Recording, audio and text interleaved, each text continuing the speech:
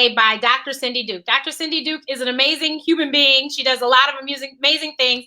But before she was the great Cindy Duke helping people make babies, she studied virology.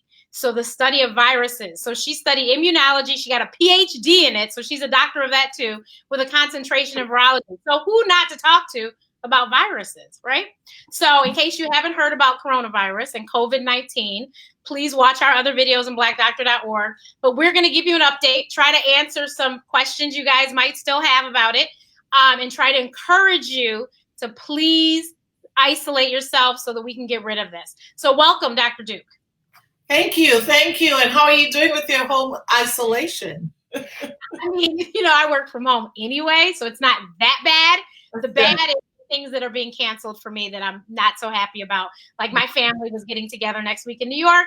I'm not going to get on the plane. Neither is the rest of my family. And we're not going to have a baby shower next weekend. And we're upset, but we will all be happy when the baby comes and we're all healthy and we can all be around each other again. Exactly. And that's the key thing to remember. That's important. So I want to stress a couple things. One, I want people, especially our people, to understand why we need to self-isolate so that we don't have to cancel the summer. I live in Chicago. Everyone knows summer in Chicago is amazing, but this summer will be completely canceled if we do not get this under control. That's true. And I think it's important for people to know that, because a lot of people think this is just being blown out of proportion. But the truth is, you're not just protecting yourself, you're protecting the rest of your family, and most importantly, your community at large. And this all comes down to resources in the end. We only have so many hospitals. This is a very contagious virus. It doesn't discriminate. It's infecting people of every ethnic background, every social background, whether you have money, whether you don't have money, whether you hang out with a lot of people or just go out to, say, your usual things like the supermarket, the pharmacy, etc., work, you can get infected. And so it's important that we follow the basics, wash our hands, stay home, avoid large crowds. It's important. Yeah. And also, like she said, this can affect our community. The first death that we had in Illinois was here in Chicago, actually not very far from here where I am. And that woman was 61. She was Black. She was a retired nurse. Yes. I also heard, unfortunately, that they thought it was her asthma. So therefore, she was around a lot of family. So I'm very nervous that they are all exposed to now, but I'm hoping that they are all at least containing it within whatever, one household or something, so it doesn't spread. But Black people can get this. Black people can die from this. So please, let's take this very seriously. If you have, what are the symptoms? And let's make sure that you talk to the doctor. My biggest thing is don't go anywhere. Don't go. Call the doctor first. Yes. Use telemedicine or call your doctor's office. Most clinics, I would think all clinics at this point, have a line that you can call to talk to someone. If the clinic doesn't, you can call your local health department. They have people on call. So your county health department, the state health department, someone's available to talk to you. Also, if you call your local hospital and you select information, if you're not in need of an ambulance, meaning you're not having trouble breathing and staying alert, awake, you can call and people will answer you. In more and more cities, particularly if you're in a big city, they even have tents set up so that instead of going to a hospital, you can drive to one of these tents that are set up so that they can do a quick test and screening for you. But make that call first, even before you leave your house, make that call. And the symptoms, like we said, are very much like flu symptoms, very much like allergy symptoms. You know, some people don't know what a dry cough is. I am an asthmatic. Hello, I'm at high risk, which is why I'm taking this very seriously. I have not been sick in a really long time.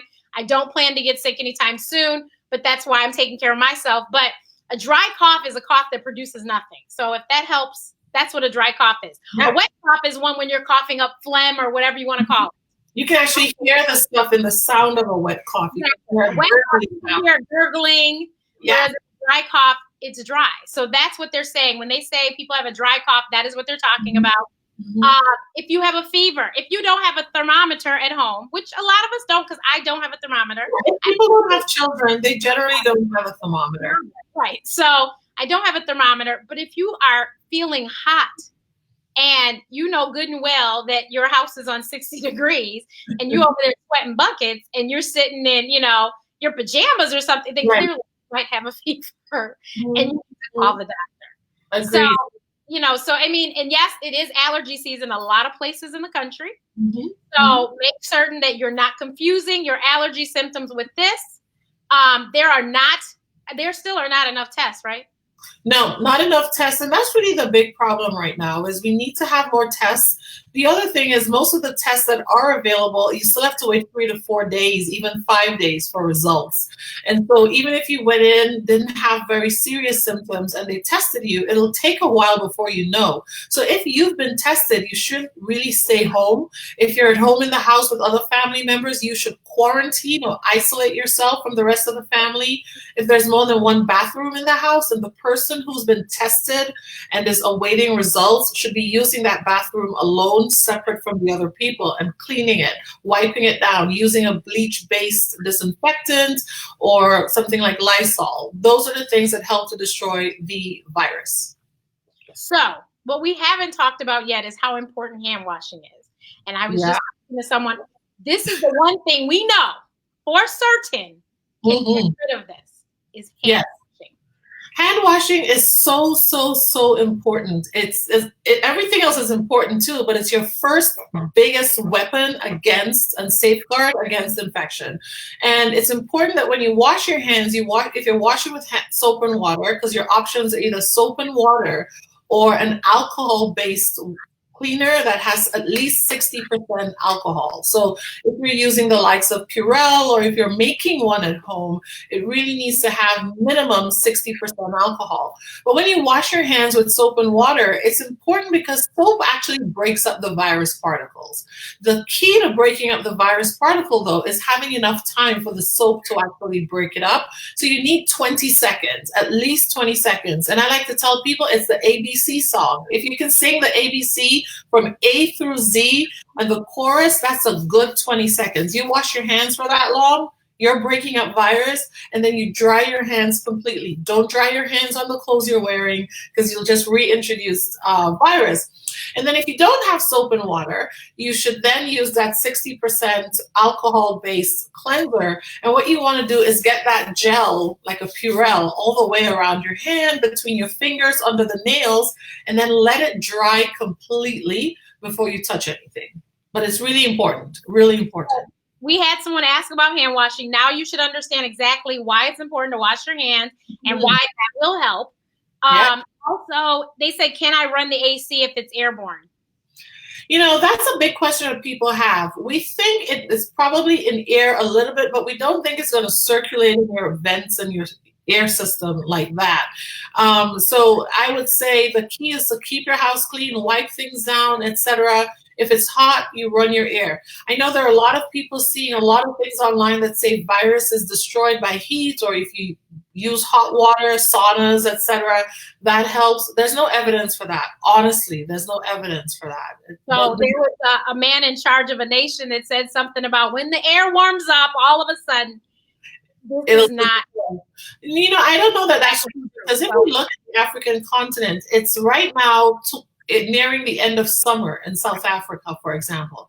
It's hot there, and their corona cases are rising steadily every day, and it's hot there. Just keep that in mind as an example. Indonesia has coronavirus. It's hot there too. Yeah, so that's nothing. Another question we have here is how do you take care of church? Honestly, church is one of those places that is more than 10 people usually, together. So don't go to church.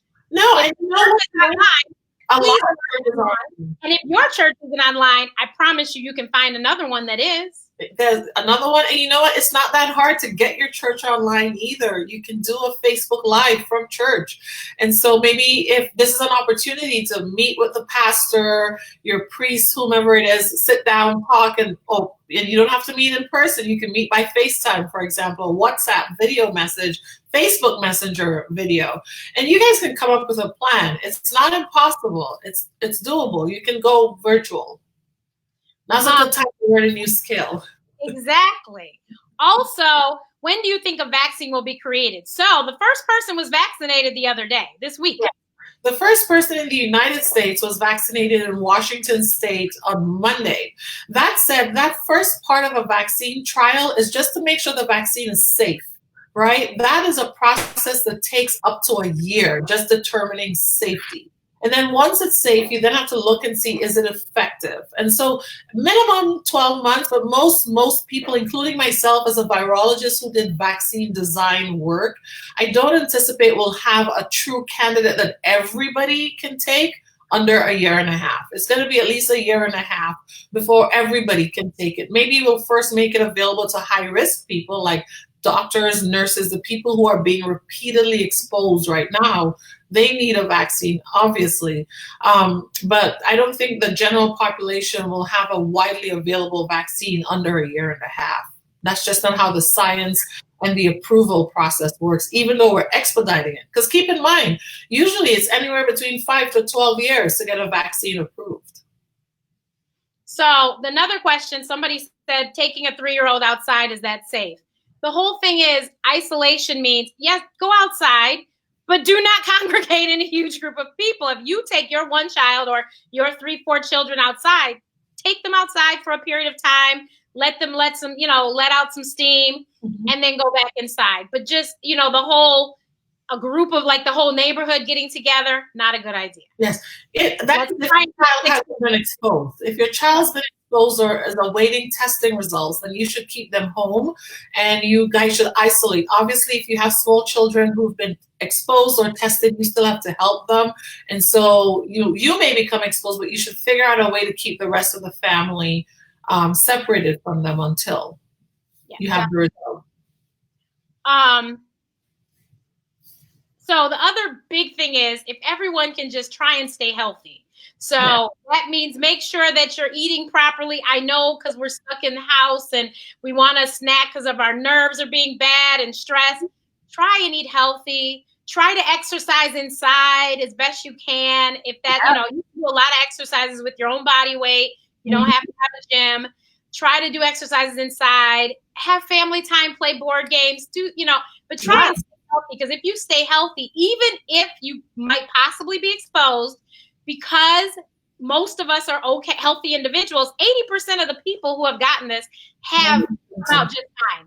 Yeah, 80% of people will clear it and go on to be just fine. The bigger issue is if you're around people who are high risk. So people with lung disease like asthma, COPD, emphysema, smokers, chronic smokers, autoimmune disease, diabetics, people with heart disease or blood pressure. These are all your high risk people. And so that's why even though you don't have symptoms, it's important to practice social distancing, which is what we really mean when we say even if you go outside, don't get closer than 6 feet from other people. So that's the thing. The other thing I do want to address also is some daycares are still open because there's a lot of us as in physicians, nurses, all those healthcare workers definitely have to still go to work because they are needed now more than ever, and they need daycare. So I understand why daycares have to remain open. Most daycares, there is a law, you can only have so many children there. So therefore, it's not going to be 50 kids. So that's why daycares have to remain open, because some people, that's their only form of childcare. And for obvious reasons, you can't take your kid to work, especially not now, if you're working in a hospital. No. So that's why daycares have to be open. And we thank you to the daycare workers and, of course, all the healthcare workers, especially emergency room workers that are on the front lines of this and exposing themselves on a daily basis. God bless you and thank you. I just heard a story of someone here in Chicago who works in the ER who has completely isolated himself from his family because he knows that he's been exposed. Yes. So he's making certain that he doesn't pass it on to his senior citizen parents and et cetera, et cetera. So please, this is why it is so important that if we could just sit still for a little bit, just a couple weeks. I hope and pray we will not have to cancel every summer activity known to man. But if we don't sit still, then we will.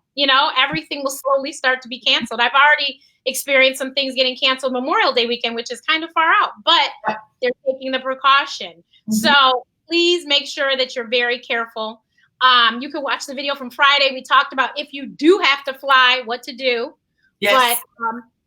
But But most importantly, try and sit still and just try not to go anywhere. The airlines are being very flexible about changing tickets. So just do your best if you can to sit still. For those that still have to go to work, I am so sorry that and you know that you could work remotely. I'm sorry you still have to go in, but just make sure you have your hand sanitizer and you wash your hands. And I know a lot of places are running out of hand sanitizer. Hopefully blackdoctor.org will post. There's a recipe to make hand sanitizer. Hopefully post that so people can make their own.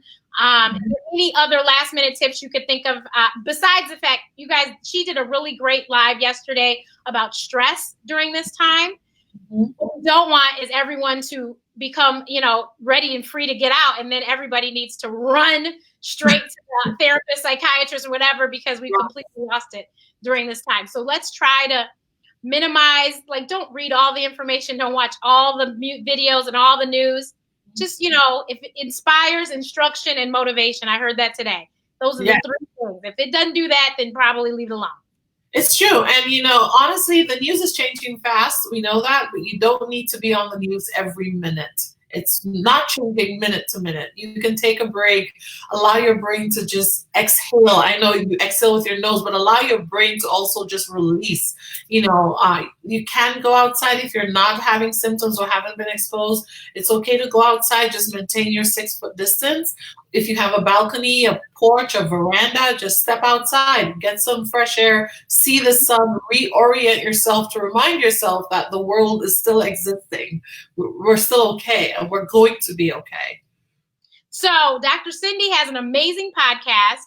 It is geared towards women, but men, I'm sure you would enjoy listening to it as well. Please tell everyone about your podcast and so people can find you, because I know people want to keep following you as you give more updates. Yes, and I'm certainly doing almost daily updates about coronavirus at this time, including updates about pregnancy, trying to achieve pregnancy right now for women who are already pregnant and about to deliver during coronavirus. The podcast is called the Girl Powered Success and Survival International Podcast, or GRIPSY.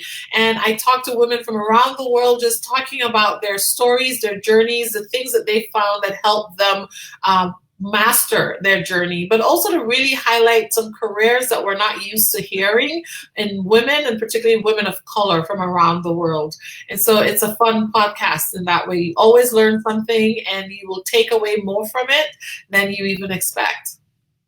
And then you can find her online at Dr. Cindy Duke on all platforms. She's on Facebook, she's on Twitter, she's on Instagram.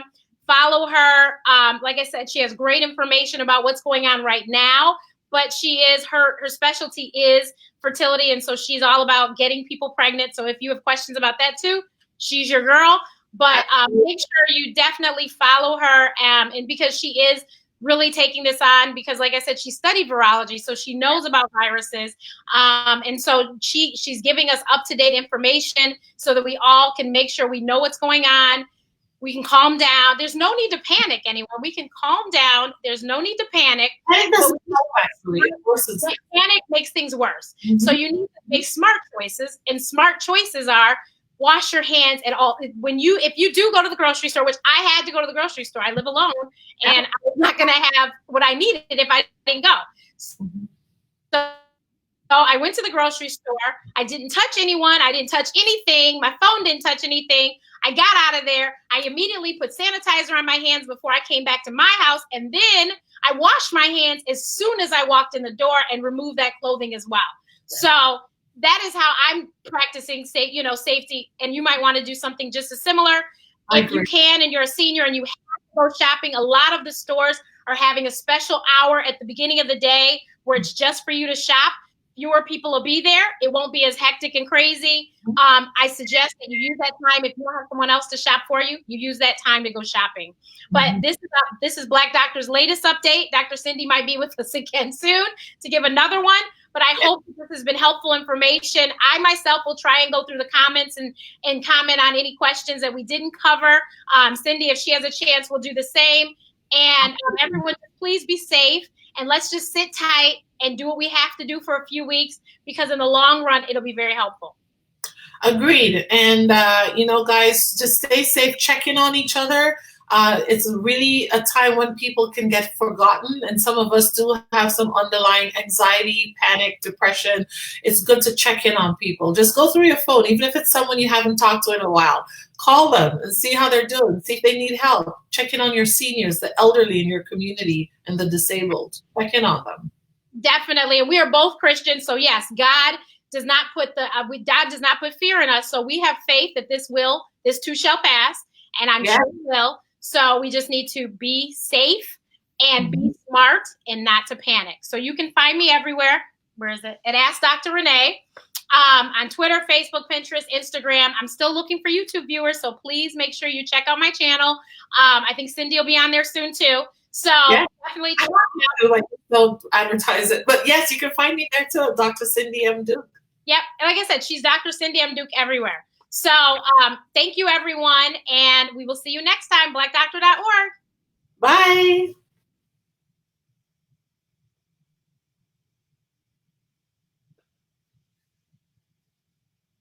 Did it go off yet?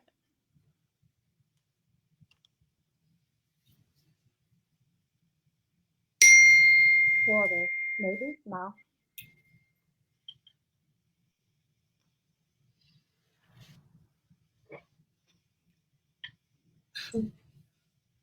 Is he gonna end it?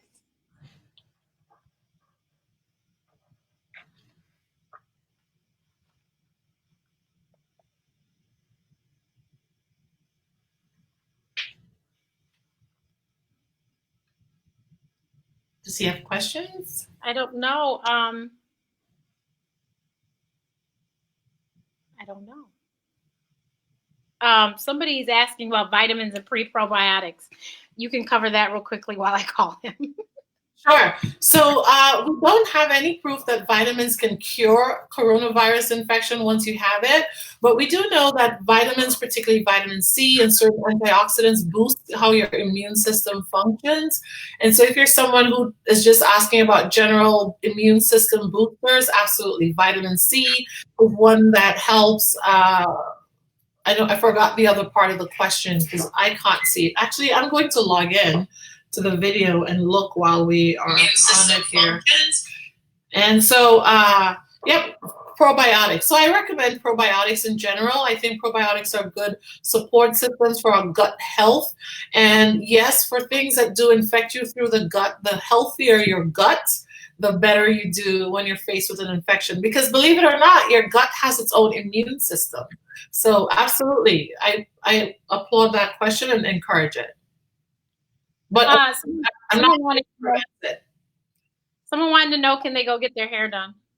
At this point, I think that's a yes and a no, right? If it's just them doing your hair, washing your hair, styling it, it doesn't sound like super harmful. But I know most hairdressers around the country are not seeing people. They're not taking clients. So it's more if your person's available. If you're not symptomatic, you haven't been exposed, then you might be able to get your hair done. But I can't tell you that it's 100% safe. Do you think aloe vera and peroxide is good to use as a home remedy to wash your hands? Excuse me. I think aloe vera is sufficient for the soap properties that you need. You actually do need, basically, you have a hydrophobic and a hydrophilic, and I'm getting biological and biochemical here, but you need special contents within the soap to break up a viral particle. Viruses are not living things, but they do comprise of certain ingredients that make them. That soap is the ideal thing for, and then alcohol, because it dries out the proteins within the particle. So it breaks it up.